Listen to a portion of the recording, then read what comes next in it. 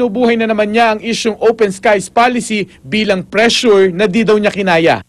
Para sa unang balita, Mark Salazar reporting. Kaugnay po ng balitang yan, makakausap natin si Outgoing Tourism Secretary Alberto Lim. Secretary Lim, good morning po. Hi, good morning there. Secretary, kinikilala niyo ho ba itong Tourism Congress? Oh, siyempre. Matagal ko nang kinikilala from day one eh. So saan po nag-ugat itong hindi pagkakasundo, Secretary? Alam mo, naman ako itong problema nung umupo ako bilang kalihim. Nag-aaway na yung industriya, no? Dahil iilan lang ang nakilahok sa Tourism Congress nung huling mga araw ni Ace Durano. So yung mga karamihan ay na-disenfranchise na sa labas nila. So hiniling nila na palitan ko ang IRR, yung Internal Rules and Regulations, ng batas. Hindi ng Congress, no? Ng batas. May bagong batas kasi, Tourism Act of 2009. Sabi ko, may kongreso na at na umupo ako sa lugar ni Secretary Ace. Kaya sa umpisa lang, kinilala ko na. Inimbita nila ako sa kanilang mga meeting nila. Nagsalita pa ako sa kanilang anniversary. At inimbita na rin namin sila sa mga consultation meeting dahil meron kaming ginawang National Tourism Development Plan. Lahat ng mga meeting, nag-attend sila. So hindi ko alam kung paano nila sinasabi, bakit nila sinasabi, na hindi ko sila kinikilala. Secretary, nabanggit niyo ho stress at may pressure sa tourism industry itong dahilan ng inyong pagbibitiw. Kanino hong pressure? Saan nanggaling ho yung pressure para magbitiw kayo? Well, yung stress ay dahil sa schedule, no? Ang dami, masyadong marami akong ina-attend na mga meetings, inaugurations, functions, so maraming biyahe, hindi lang sa abroad, pero dito rin. Ginamit ko lahat ng aking weekend para lumibot sa buong kapuluan, mula sa Batanes hanggang sa Zamboanga, Palawan hanggang sa Samar, para makita ko yung mga potential tourism sites. Sinurvey ko lahat yon. Tapos ginawa namin yung Tourism Development Plan. Yung lahat ng mga rehiyon ay napaloob doon sa tourism plan dahil sa paglakbay ko. So, Secretary, masasabi niyo, hindi pa talaga kayo handa maging taong gobyerno? Well, naganda naman ako sa sarili ko. Pero may mga, yung kultura ng gobyerno ay iba eh, no? Pero ang nangyari sa akin ay talagang hindi ko tinanggihan ni isang ilan lang ang hindi ko tinanggap na imbitasyon. Dahil gusto ko talagang isali lahat ng mga iba-ibang sektor. Hindi lang yung Tourism Congress naman ang constituents ng sektor, eh, no? Marami pang nasa labas ng Tourism Congress. Isa pa ho, Secretary, sa napupuna, itong pagpipilit nyo dito sa Open Skies Policy, hindi nyo naman daw po talaga tinutumbok yung problema dahil kahit buksan natin yung ating kalangitan, no, dito sa mga foreign flag carriers, hindi naman na automatic na magdadala ho ng turista daw yun. Well, yun ang sinasabi ng mga hindi sangayon, no? Pero tama rin sila. Kailangan magtrabaho tayo na hikayatin yung mga airlines na pumunta rito. Pero yun ang kailangan natin. Hindi mo nangyari sa domestic tourism. Dahil sa naging open bukas yung domestic aviation, dumami yung local airlines. Bumaba ang presyo. So dumami talaga yung mga domestic tourism. Nagdoble. Nagmula to sa panahon ni President Ramos. Ngayon, gusto namin gawin din to sa foreign airlines para dadami yung mga banyagang bisita natin. Secretary, you have until the 31st, no? Ngayong Agosto po. Ano pa hong plano nyong gawin at ano bang balak nyong gawin pagkatapos? Well, sana na-name na ni President Pinoy ang papalit sa akin bilang kalihim para may transfer ko yung mga kailangan gawin. Kasi may bago kaming ginawang roadmap, no? Specific actions for the next 5 years. So yun ang gagawin ko hanggang sa katapusan. Pagka September na, magpapahinga na ako. Do you consider yourself yung sinasabi nilang one of the headache members of Pinoy?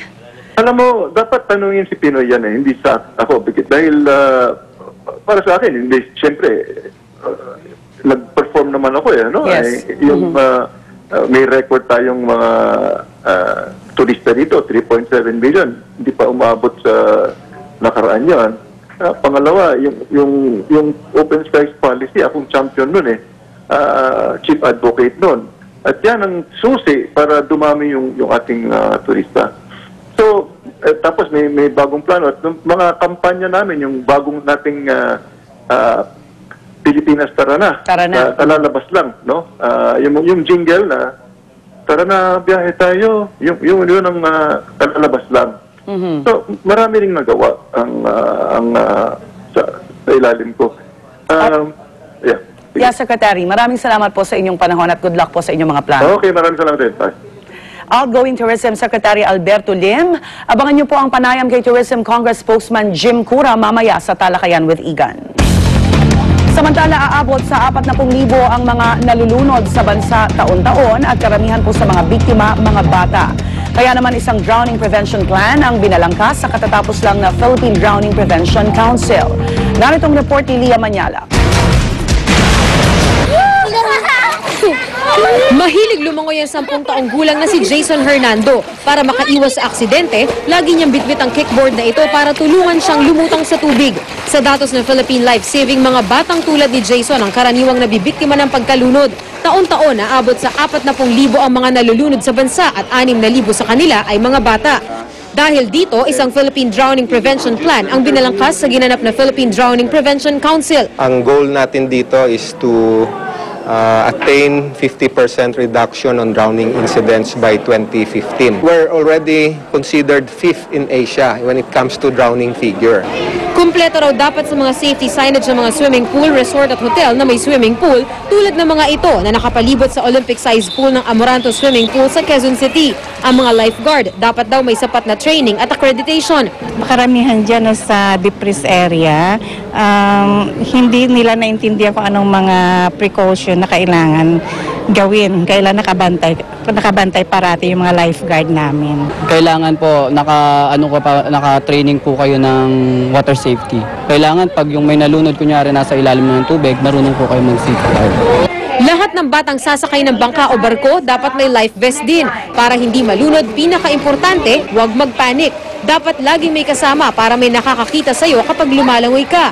Kung ramdam mo'y malulunod ka na, ilagay ang mga kamay sa gilid at ikampay pataas at pababa para lumutang sa tubig. Kapag nakalutang na, kumaway para makatawag ng pansin at tulong. Para sa unang balita, Lia Manyalak reporting. Sa ibang balita, inaasahang mas madali na pong maiispatan ang mga bus na kolorum sa gitna ng ipapatupad na roof tagging ng MMDA simula ngayong araw. Mula sa Commonwealth Avenue, may live report si Oscar Oida. Oscar. Yes, Rhea, simula nga sa araw na ito ay ipatutupad na ng MMDA ang kanilang vehicle tagging scheme.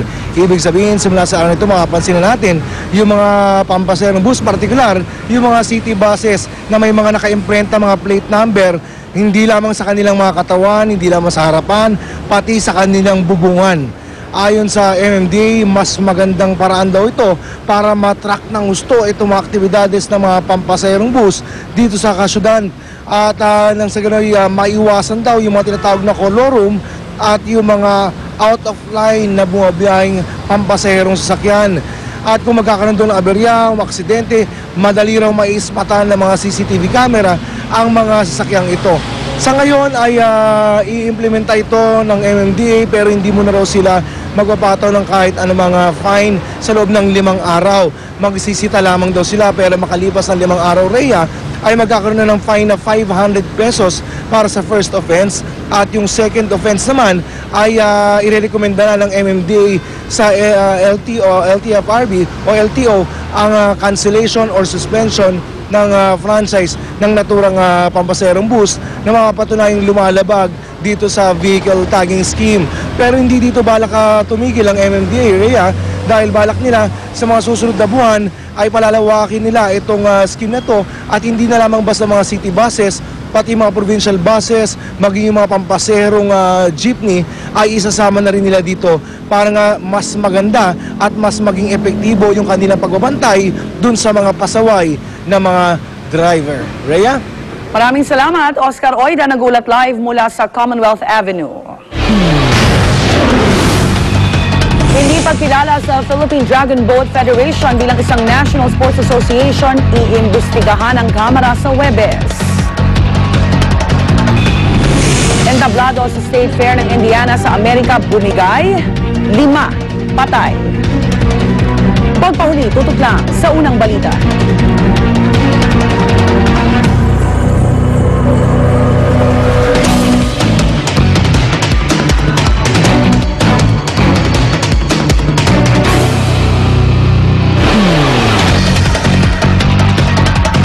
Masarap ang gising tuwing umaga sa unang hirit. Kasama ang CDO